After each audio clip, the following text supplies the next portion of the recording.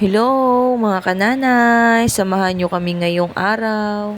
Ngayong araw po pala ay pupunta kami ng palengke. Pero bago ang lahat, pupunta muna kami dito sa biyenan ko. May tatanong lang daw yung asawa ko. Dito sa amin, halos magkalapit lang kami ng tirahan ng biyenan ko.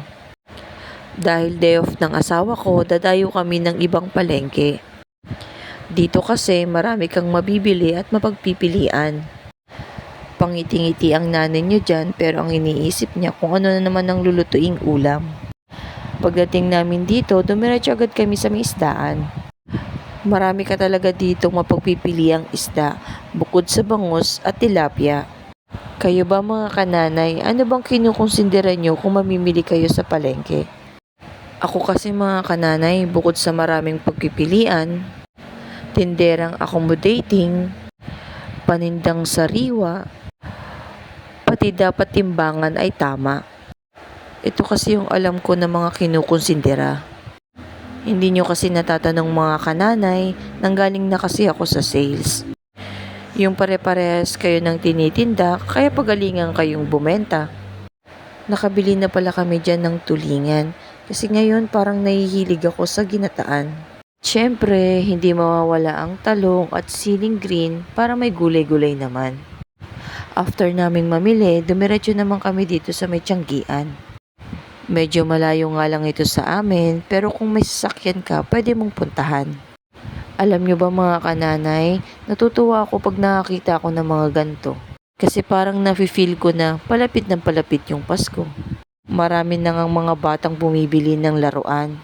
Marami na ring mga nanay na bumibili ng regalo sa Kapaskuhan. Sana all! Joke lang po! Dito, bumili na rin yung asawa kong pang personal hygiene niya. Bumili siya ng dalawa at para sa akin daw yung isa. O, teka lang mga kananay, kahit dalawa, syempre yung gamit namin dyan magkaiba. Basta mga kananay, marami ka ditong makikita at mabubusog ang iyong mga mata.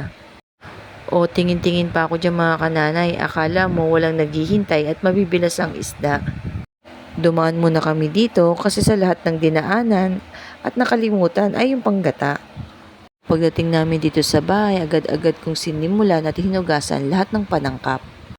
Itong isda, prinito ko ng bahagya. Habang nagpiprito ako dyan mga kananay, inumpisahan ko ng hiwain yung talong. Gayatin yung sibuyas, bawang, pati luya. Napapansin nyo ba dyan mga kananay na meron pa akong pakanta-kanta? Lumalabas daw kasi yung sarap pag nagluluto ka ng masaya. O siya mga kananay, tama na nga yan, umpisa na nating magluto. Sa kawali, nilagay ko na ang bawang, sibuyas at luya. Nilatag ko na rin yung isda. Nilagyan ko ng suka, papaksiwin natin ng bahagya. Nilagyan ko pala dyan ng sabaw na pinagugas ng bigas, seasoning, paminta at asin. Pakukuluan lang yan, ilalagay ang talong, pati gata. Hindi mawawala ang siling green at hindi pa nakontento, nilagyan pa ng siling pula. Pagkaraan ng ilang minuto, dahil walang pechay, malunggay na lang ng kapitbahay yung ilalagay. Joke lang ho!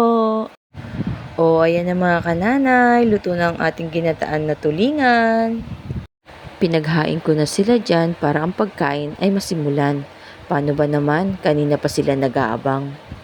Pagtapos namin kumain dyan, takdang aralin naman ni Bunso ang pinagtuunan. Nakakapagod man, laban lang. O paano ba yan mga kananay? Hanggang dito na lang uli. Salamat sa panonood. God bless!